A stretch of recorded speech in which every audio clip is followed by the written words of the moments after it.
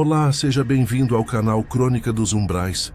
Aqui revelamos histórias sombrias, relatos reais e lendas que o tempo tentou enterrar.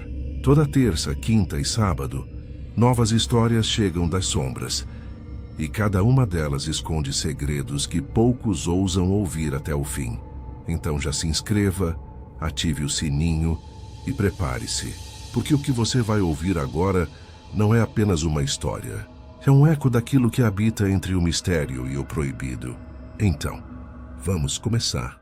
Me permita contar a minha história, não a que os outros contam como a dos jornais e boletins policiais ou dos cochichos na praça. Esses todos já sabem, ou pensam que sabem. Vou contar a que carrego aqui dentro, a que me acorda à noite, mesmo agora, anos depois, em um lugar distante, sob um céu que não conhece o meu nome. Meu nome é Timóteo, e essa é a história de como perdi tudo e do que veio buscar o que sobrou. Tudo começou, como tantas coisas ruins começam, com uma vida comum. Trabalhava na oficina mecânica desde o nascer do sol até o fim da tarde. As mãos sempre oleadas, a alma cansada de um cansaço que não era só do corpo. Em casa, havia Marina, minha mulher, e Mara, nossa flor de 2 anos, com olhos que pareciam 2 pedaços do céu da tarde. Eu as amava. Por isso preciso que fique claro, antes de qualquer julgamento. As amava com a intensidade silenciosa e desajeitada de um homem que não aprendeu a falar de sentimentos. Mas havia uma sombra em mim,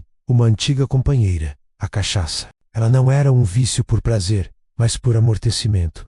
Amortecia o ruído do mundo, o peso das contas, a sensação constante de que, por mais que eu me matasse de trabalhar, nunca seria suficiente. Parava no bar do Zé, todos os dias, sem falta. 1, 2, 3 copos. O suficiente para apagar as arestas do dia, para tornar o caminho para casa uma névoa tolerável. Chegava, beijava Marina no rosto, embalava a Clara, que já estava de pijama, e me afundava no sofá, num silêncio embriagado. Marina reclamava. É claro, seus olhos, outrora cheios de luzes para mim, ficaram opacos, desconfiados. Eu atribuía ao álcool a minha ausência, prometia mudar. E falhava. O ciclo era cruel e previsível. Nossa casa era simples, mas nossa, numa rua tranquila. Do outro lado do muro baixo, vivia Dona Selma, viúva há uns anos, vivia sozinha com seus gatos e aparentemente com a missão divina de administrar a vida alheia. Tinha aquela bondade pegajosa de quem sempre traz um prato de comida, mas também um veneno em forma de fofoca. Sua vida era, para dizer o mínimo, questionável. Diziam que recebia visitas masculinas à noite, breves e discretas. Ninguém via, mas todos comentavam. A ironia é que ela, que tanto semeava desconfiança, era o epicentro de toda desconfiança na vizinhança. E nós, por infortúnio do destino, éramos seus vizinhos preferenciais. No início, ela era simpática, levava doces para Mara. Depois, começou a puxar conversa com Marina no portão, nos fins de tarde em que eu ainda não havia voltado do bar. Em casa, eu via da janela da sala. Ao levantar para pegar mais uma cerveja, as duas sussurrando de cabeças juntas. Marina, ao voltar, ficava quieta, pensativa. Perguntava sobre o meu dia com um tom inquisitivo que não era comum nela. Você realmente ficou até tarde na oficina, Tim? O Zé disse que você saiu mais cedo ontem. Aos poucos, a névoa do álcool não conseguia mais esconder a verdade. Dona Selma estava envenenando a minha mulher. Não com toxinas físicas, mas com insinuações. Que me via entrando no carro de uma mulher loira. Era a mulher do cobrador de pedágio, cujo carro eu consertara, que eu parava na pracinha, antes do bar, talvez para encontros, que na verdade era para comprar cigarros.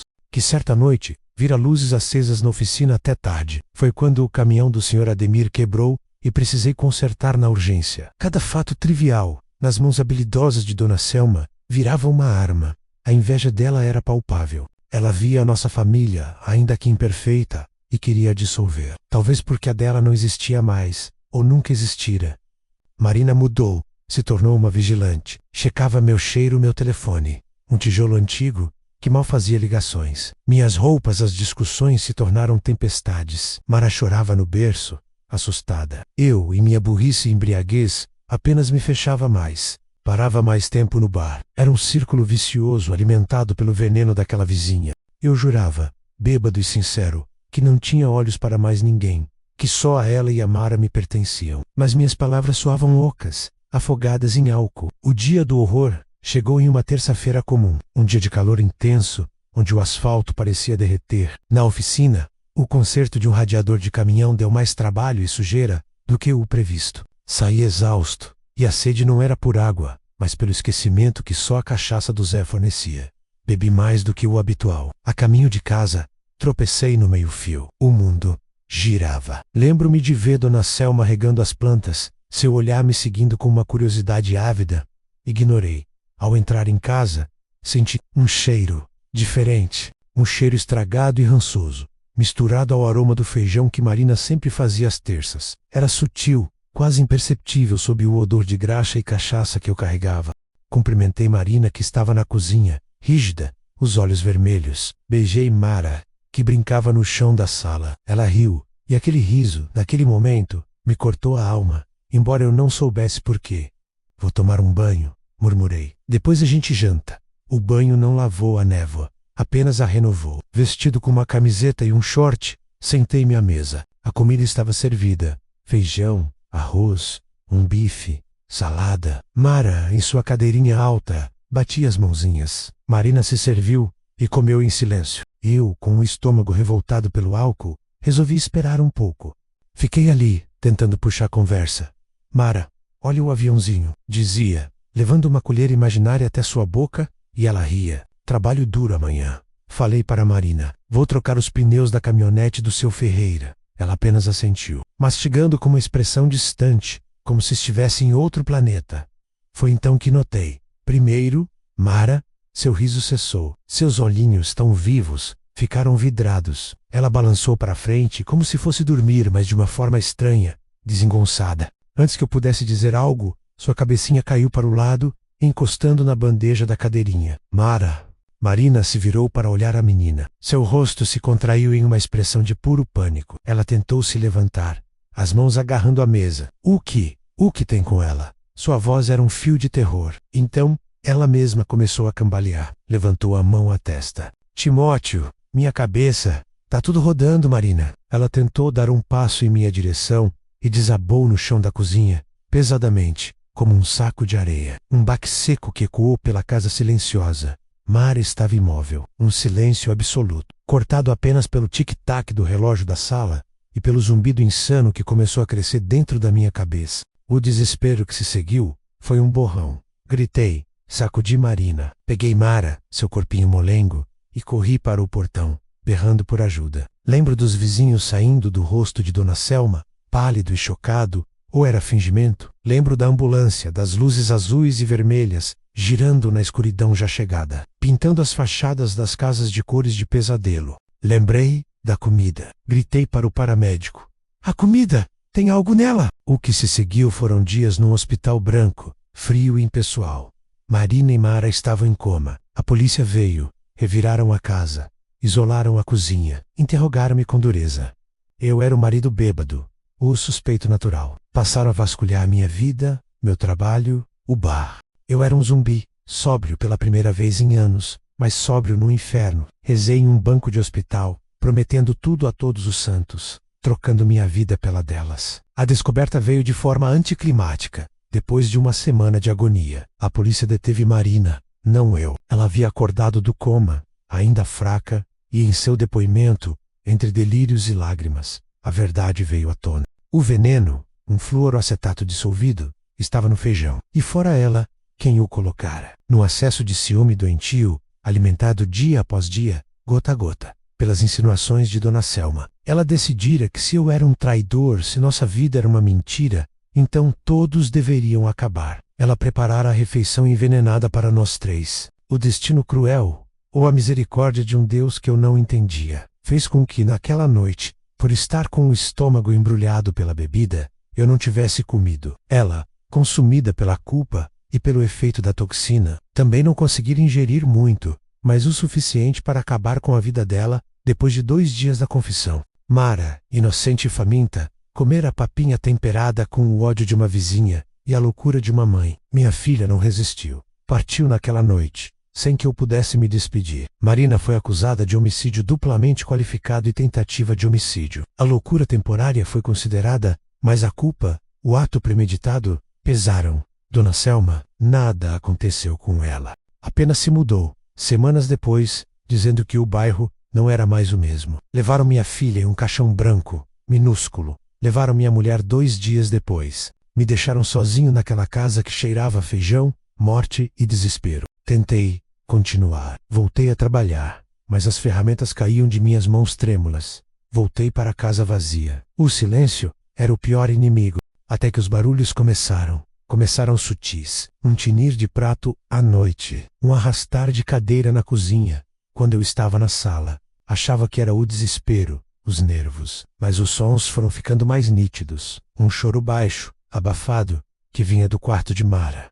Um sussurro que vinha da cozinha à meia-noite em ponto. Era a voz de Marina, mas distorcida, como se falasse debaixo d'água. Eu bebia novamente, mas o álcool não abafava mais os sons. Parecia os amplificar. Uma noite, não aguentei. Estava na cama, suando frio, ouvindo o barulho de panelas sendo movidas, de algo sendo arrastado pelo chão da cozinha. Peguei um pesado candelabro de ferro que era da minha avó e, com o coração batendo na garganta, fui ver. A luz da cozinha estava acesa, uma luz amarela e fraca que eu tinha certeza de ter apagado, e então as vi. Na frente do fogão, de costas para mim, estava uma figura.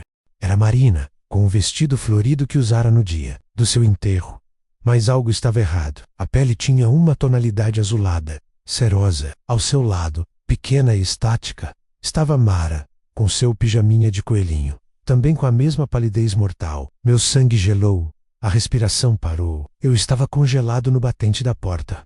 Marina se virou lentamente. Seu rosto estava desfigurado, não por decomposição, mas por uma raiva sobrenatural, uma distorção de traços que a tornava irreconhecível. E ao mesmo tempo, com toda certeza, sendo ela, os olhos eram buracos escuros, profundos. Mara levantou a cabeça. Seu rostinho de anjo estava igualmente alterado, uma máscara silenciosa de acusação. Timóteo, a voz de Marina saiu como um sibilo, vindo de muito longe e de dentro da minha cabeça ao mesmo tempo. Você deveria ter comido. Você deveria estar conosco. Mara estendeu um bracinho em minha direção, um gesto que antes era de amor, agora uma convocação fantasmagórica. Você nos deixou sozinhas, sibilo Marina, começando a avançar. Seus pés não faziam barulho no piso. Você nos deixou com a mentira, com o veneno. Sua culpa nos mantém aqui. Fique conosco, Timóteo, para sempre. O medo que senti não era um medo comum, era um terror primordial, aquele que fez meus ossos. Quando ela esticou as mãos, mãos que conheciam cada curva do meu corpo, para o meu pescoço, um instinto de sobrevivência mais forte que qualquer culpa ou razão explodiu em mim. Senti um frio mortal tocar minha pele antes mesmo dos dedos dela. Gritei,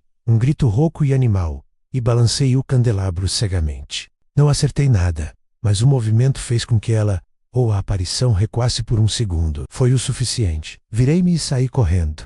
Não corri, voei. Atravessei a sala, o corredor, arrebentei a porta da frente e me joguei na rua escura, descalço, de pijamas. Corri sem destino, até que meus pulmões arderam e as pernas falharam. Caí no meio-fio de uma praça deserta, soluçando, vomitando puro terror. Não voltei naquela noite. Fiquei escondido atrás do coreto, tremendo até o amanhecer. Ao raiar do dia, com a coragem fraca da luz, fui direto à igreja. Encontrei o padre Alípio, um homem idoso e de olhos sábios. Contei-lhe tudo, entre soluços e palavras truncadas. Ele me olhou com uma pena profunda, mas não com descrença. A casa não está mais habitável, meu filho, não para os vivos. O que habita lá se alimenta da sua dor e da sua culpa. Voltamos, juntos. A casa parecia normal sob o sol da manhã, mas uma opressão pesava no ar, como uma umidade espessa. O padre benzendo cada cômodo, aspergindo água benta, rezando em latim. Eu o seguia, segurando um crucifixo como um talismã, mas eu a sentia. Elas ainda estavam lá. Na cozinha, enquanto ele rezava, senti um frio gelado subir pelas minhas pernas. Ouvi, claro como um sino, o riso de Mara, um riso sem alegria, apenas um som agudo e vazio. O padre estremeceu, mas continuou. Quando saímos, ele estava pálido. Não deu certo, padre? Perguntei, já sabendo a resposta. Timóteo, ele disse, colocando uma mão pesada no meu ombro. Algumas coisas se recusam a ir embora. Algumas ferramentas não são feitas para esse tipo de assombração. A raiz está na terra, na madeira, na memória das paredes. Talvez não seja mais uma casa. Foi ali que a decisão nasceu dentro de mim, fria e clara. Não era mais sobre fugir, era sobre erradicar, exterminar o mal pela raiz. Naquela mesma tarde, contratei um demolidor, um sujeito cético e prático, que aceitou meu dinheiro adiantado sem fazer muitas perguntas. No dia combinado, comprei 5 litros de querosene. À noite, sozinho, entrei na casa pela última vez. O ar já estava pesado, hostil.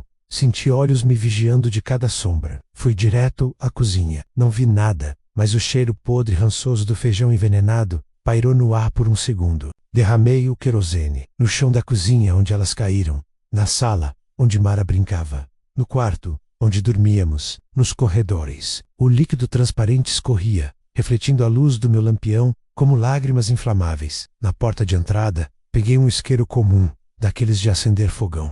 Marina, Mara, falei para o vazio, minha voz firme pela primeira vez em meses. Vou libertar vocês, e vou me libertar.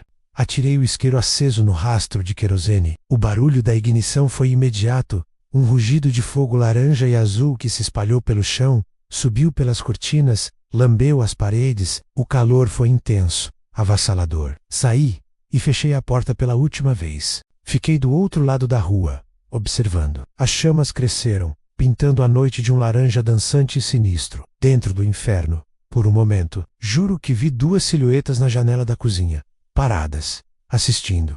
Então, o teto desabou, e as silhuetas se dissolveram na fumaça e no brilho. A casa queimou até os alicerces. Na manhã seguinte, era um amontoado negro e fumegante de vergonha e tragédia. O demolidor cumpriu o contrato, arrastou os escombros, nivelou o terreno.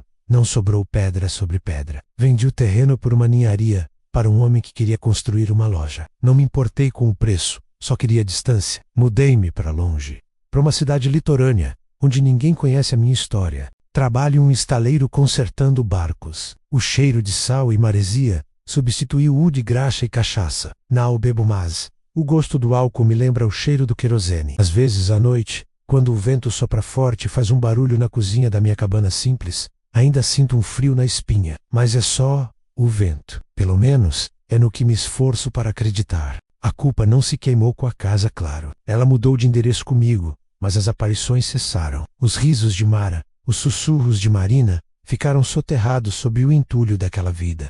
Dizem que fantasmas assombram lugares, não pessoas. Talvez tenham razão, mas eu carrego outro tipo de fantasma, um que não precisa de paredes para existir. Assombra-me no silêncio, nos sonhos, no olhar inocente de qualquer criança loira de 2 anos. Fiz o que pude para sobreviver. Purifiquei o terreno com fogo, mas o terreno do meu coração, esse ainda é um campo de cinzas, onde nada mais cresce. E talvez, por tudo que aconteceu, seja melhor que assim permaneça. Meu vício não matou minha filha, mas abriu a porta para o veneno que a matou. A bebida me cegou, me afastou, me fez parecer um estranho na minha própria casa. Enquanto eu buscava coragem num copo, permiti que a desconfiança envenenasse o lar. Não cometi o ato, mas preparei o solo onde o mal germinou. A lição que carrego, esculpida a fogo e dor, é esta: o que você negligencia por estar embriagado, um olhar, uma conversa, um abraço, pode se tornar o vazio onde a tragédia se instala. A bebida não justifica erros, mas os torna possíveis. Ela não apaga os problemas, apenas adia o momento em que eles explodem. E quando o fazem, você está despreparado, com as mãos sujas e o coração vazio. Cuide de quem está ao seu lado, com a mente limpa e o coração presente. O bar pode esperar. A vida dos que você ama, não. Então, para todos que me ouviram até aqui, se lembre e cuide do que realmente é importante na vida, pois a dor da saudade e do arrependimento, essa é cruel demais, corrói a mente e nossa alma, e a dificuldade de se perdoar é quase impossível. Mas vivemos um dia de cada vez, tentando a remissão e o perdão de todos, e até o nosso próprio. E assim acaba esse relato. Se você gostou, dê o seu like, ajude a fortalecer o canal compartilhando e comentando. E se você for novo, seja bem-vindo. Considere se inscrever no canal. Aqui falamos sobre tudo que é ligado ao sobrenatural. Você já viveu ou ouviu um relato de algo inexplicável? Um encontro misterioso? Um sonho profético? Um objeto com energia própria? Ou uma história de fantasma que corre pela família? Nós queremos conhecer. Mande seu relato para o e-mail cronicadosumbraes@gmail.com. Quem sabe sua história não vira o próximo episódio do canal. Sua voz é essencial para construir essa comunidade. Obrigado por assistirem e até a próxima.